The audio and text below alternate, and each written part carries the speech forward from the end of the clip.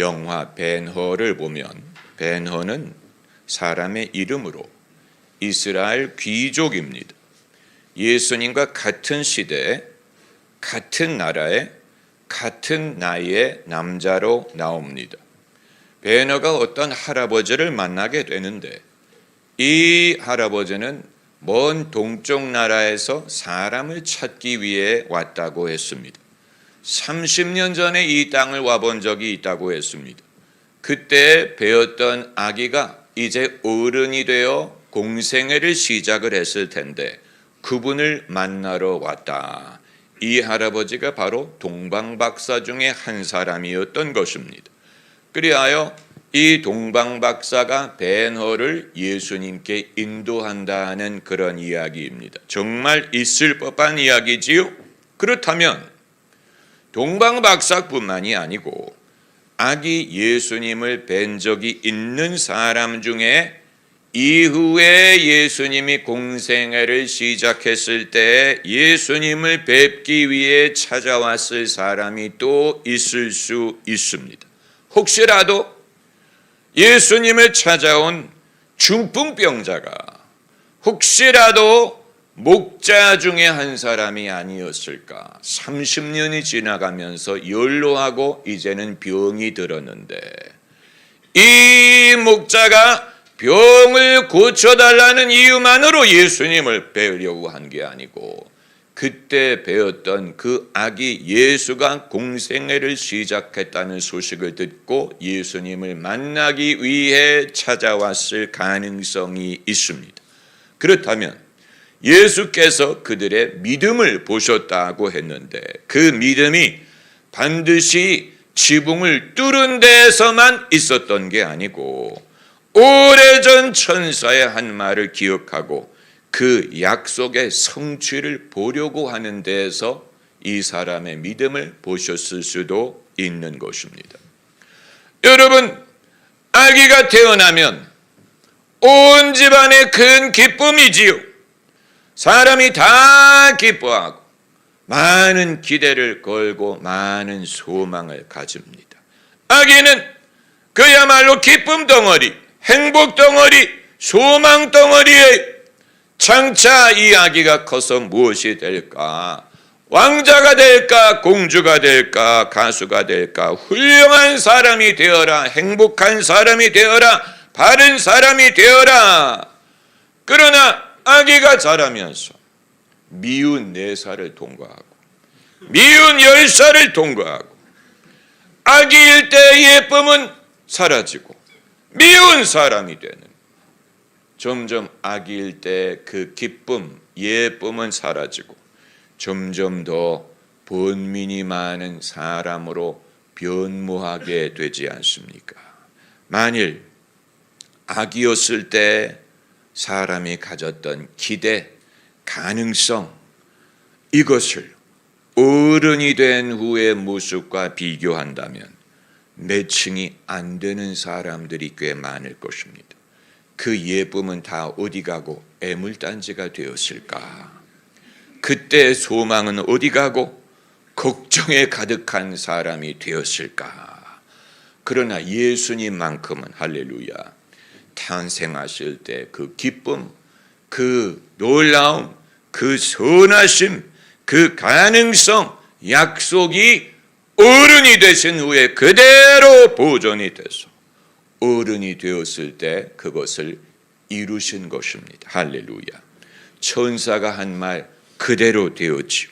너희를 위하여 구주가 나셨으니 곧 그리스도 주시니라. 이 말씀대로 이루어졌습니다. 인류 역사상 유일하게 탄생하셨을 때 깨끗함, 순수함, 기쁨, 아름다움, 선함을 잃어버리지 않고 그대로 유지하신 유일한 분이 예수님. 예수님은 죄가 없으십니다. 주는 저 산 밑에 백합 빛나는 새벽별, 이 땅 위에 비길 것이 없도다. 이 구절 그대로 유일하게 인류 역사상 유일하게 선하시고 아름답고 진실하신 분이 예수님, 예수님이 우리를 구원하실 수 있는 이유가 여기에 있습니다. 우리와 같이 사람이 되셨으되 죄가 없으셨기 때문이에요. 그래서 예수님을 아기 때 본 사람이 어른이 된 예수님을 만났을 때 결코 실망하지 않았을 것입니다.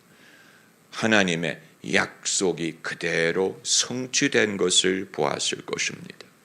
오늘 본문을 보면 예수님이 태어나셨을 때 표적이란 말을 썼어요.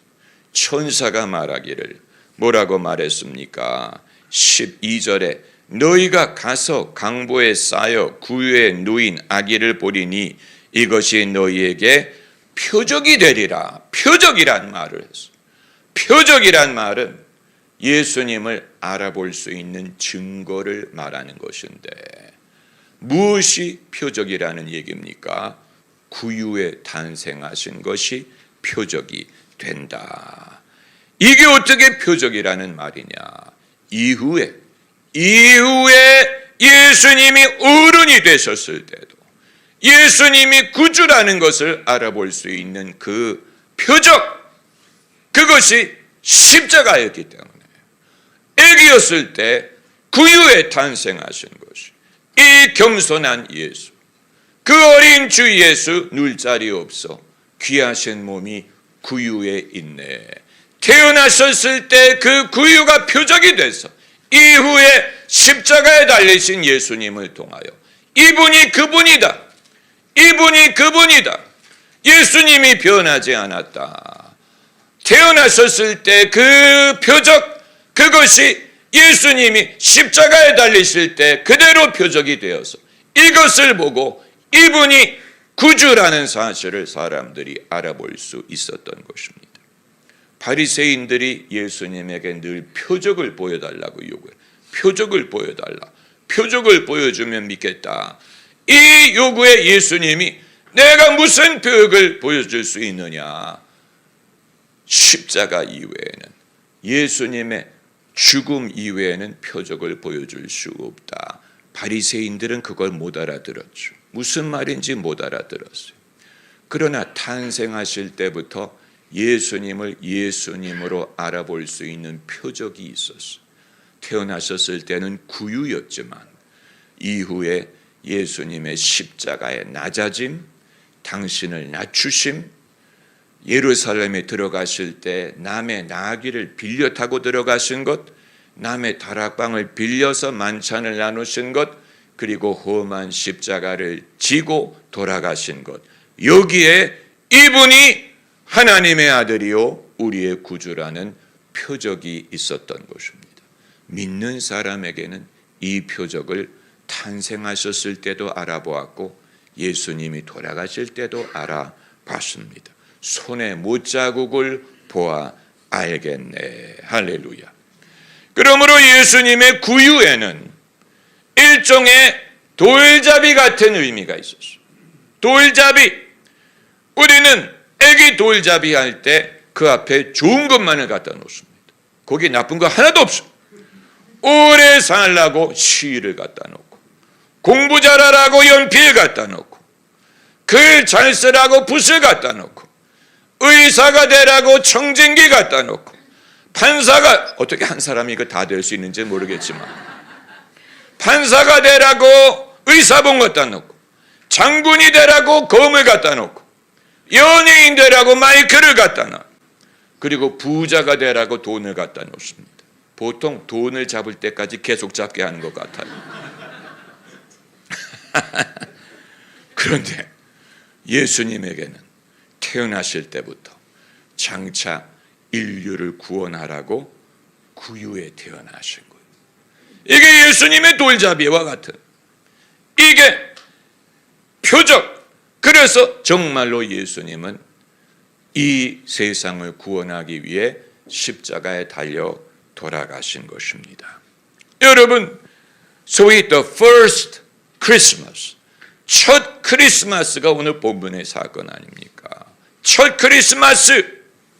우리가 생각하기에 가급적 파티를 하려면 많은 사람을 불러야 신이 나고 메시아의 탄생인데 메시아의 탄생, 왕의 탄생답게 더 많은 사람을 불러서 더 떠들썩하게, 더 신나게, 더 화려하게 축하하면 좋지 않았을까? 왜 소수의 사람만이 이 소식을 듣고 그것도 밤중에 조용히 예수님을 찾아가 기뻐했을까? 그리고 천군 천사가 하나님을 찬양하는 광경을 더 많은 사람이 봤으면 믿지 않았을까? 더 많은 사람이 목격했으면 하나님께 영광이 되지 않았을까? 여기에서 하나님의 지혜를 발견하는 것입니다. 하나님은 이미 영광을 받으셨어요. 많은 사람이 그걸 본다고 하나님의 영광에 무엇을 추가할 수 있는 게 아니에요. 하나님은 이미 영광을 받으셨어요. 이미 하나님은 높으신 하나님이에요. 그 넘치는 은혜로 우리를 구원하시는 것이지, 사람들이 많이 믿고 많이 모이고 떠들썩해진다고 해서 하나님에게 영광을 추가할 수 있는 것이 아니에요. 우리가 그 사실을 믿어야 됩니다. 오히려 사람의 숫자가 많아질수록, 더 많은 사람들이 모일수록 뭐가 많아지느냐? 오해가 많아지고 불신이 많아지고 소동하는 일만이 늘어납니다. 헤롯 왕이 예수님의 탄생 소식을 듣고 소동했다라고 한 것을 보면 반드시 숫자가 많아야 하나님께 영광이 되는 게 아니에요. 그 사람들이 똑같은 믿음으로 반응하리라는 보장이 없습니다. 그리고 오늘날 성탄절이 어떻게 변질된 것을 보면 예수님이 없는 성탄절이 되죠. 예수님이 없는 파티가 됐어요. 이제는 우리가 빨간색을 숭배합니다.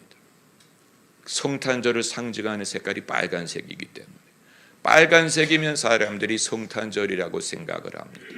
예수님이 없는 성탄절이 된 것을 보면 왜 예수께서 탄생하셨을 때 소수의 사람만이 그것을 알고 기뻐했을지 이해가 되고, 하나님이 당신의 일을 어떤 식으로 하시기를 원하시는가 하는 방법을 우리가 엿볼 수 있습니다. 오늘 본문대로 온 백성에게 미칠 큰 기쁨의 좋은 소식이 맞아요. 온 백성을 위한 거예요. 온 백성이 듣고 믿게 될 것입니다. 우리가 그것을 믿습니다. 그러나 그럼에도 불구하고 소수에게 그것을 알리고 소수가 그것을 믿고 귀중히 여기고 예수님을 경배했다는 사실은 하나님께서는 당신의 진리가 믿는 사람들, 그게 반드시 많아야 되는 게 아니고 그 사람들이 유명해야 되는 게 아니고 목자 같은 평범한 사람들, 소수의 사람들이 알고 기뻐하는 것만으로 하나님께 영광이 된다는 사실을 우리가 믿는다면, 내가 하나님께 많은 것을 드려야 하는 게 아니고 내가 반드시 큰 무엇을 해야 되는 게 아니고 소박한 사람이 주님의 말씀을 듣고 진실로 믿고 받아들이고 마음속에 기뻐하는 것만으로 하나님께 영광이 된다는 사실을 우리가 알 수 있습니다. 할렐루야. 성탄절이 되면 사방에 붙는 표가 있지. 크리스마스 카드에 주로 쓰는 문구입니다. 하늘에는 영광, 땅에는 평화. 우리 귀에 아주 익숙한 성탄절의 문구이. 이 문구가 천사의 말에서 비롯됐는데 천사가 그렇게 말한 적이 없어. 천사가 그렇게 말하지 않아. 천사가 하늘에는 영광, 땅에는 평화라고 말하지 않고 지극히 높은 곳에서는 하나님께 영광이요, 땅에서는 기뻐하심을 입은 사람들 중에 평화로다. 그냥 땅에서 평화라고 하지 않고 기뻐하심을 입은 사람들 중에 평화로다. 여러분, 우리는 하나님의 기뻐하심을 입은 사람이 되기를 원합니다. 할렐루야. 하나님의 기쁨이 우리에게 임하기를 바랍니다. 우리 자녀가 하나님의 기뻐하심을 입게 되기를 바랍니다. 그 사람들 중에 평화로다. 평화로다. 이 평화는 전쟁의 부재함의 평화라는 뜻보다는 관계상의 평화를 뜻하는 것입니다. 하나님과 평화한 것, 하나님과 화목한 것, 하나님과 반목하지 않고 하나님의 원수가 되지 않고 하나님으로부터 숨지 않고 하나님에게 삐지지 않고 하나님을 원망하지 않고 하나님을 기뻐하고 하나님과 가까운 사람, 그게 바로 하나님과 화목한 것입니다.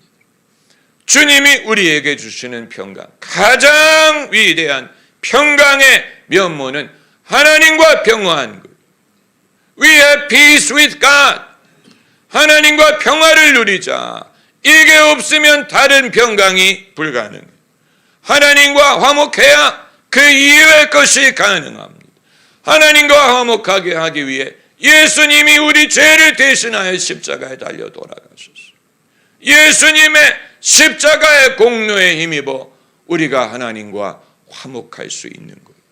하나님과 우리 사이에 더 이상 담이 없고 더 이상 죄가 가로막지 않고 우리의 기도에 하나님이 귀를 돌리시지 않고 우리의 예배에 하나님이 얼굴을 돌리지 않고 우리의 기도를 들으시고 우리의 예배를 받으시고 우리가 다가가면 맞아주시는, 그게 하나님과 화목한 거예요. 하나님과 화목한, 이건 예수 그리스도께서 이루신 것입니다. 너희는 마음을 다하여 힘을 다하여 주 너희 하나님을 사랑하라. 이것이 첫 번째요 가장 큰 계명이라. 하나님과 화목한 것, 이것을 위해 십자가에 달려 돌아가신 것이고, 그리고 그 다음에 형제와 화목한, 이웃과 화목한 것. 하나님과 화목한 후에, 죄사함을 받은 후에 이제는 내게 죄 지은 자를 내가 사하여 줌과 같이 서로의 섭섭한 반목, 서로의 멀어짐, 이것을 할렐루야 화해하고 용서하고 화평을 누릴 수 있고, 그리고 그 다음에는 내 안에 평강을 말하는 것입니다. 내 안에 평강. 여러분, 현대인들이 이전보다도 잘 먹고 잘 살고 잘 입으나 마음의 평강을 누리는지는 알 수 없어요. 사람들마다 평강을 얻기 위해 별의별 방법을 동원하기 때문에 얼마나 많은 약물을 먹습니까? 마음의 평강을 얻기 위해 평강을 마음에 누린다는 것은 어떤 것으로도 보장할 수 없는 것인데, 기뻐하심을 입은 자들에게 평화로다. 평화로다. 어디에서 내려옵니까? 하늘 위에서 내려오네. 그 사랑의 물결이 영원토록 내 영혼을 덮으소서. 할렐루야. 이것은 술을 마셔서 얻을 수 있는 게 아니고 뭐를 얻어서 얻을 수 있는 것이 아니고 하늘 위에서 내려온 하나님의 평강, 모든 지각에 뛰어난 하나님의 평강이 그리스도 예수 안에서 너의 마음과 생각을 지키시리라. 이것이 참 평화의 캐내어 가져갈 자 그 누구랴? 안심일세. 할렐루야. 이 평화를 우리가 얻기를 바라는 것입니다. 할렐루야.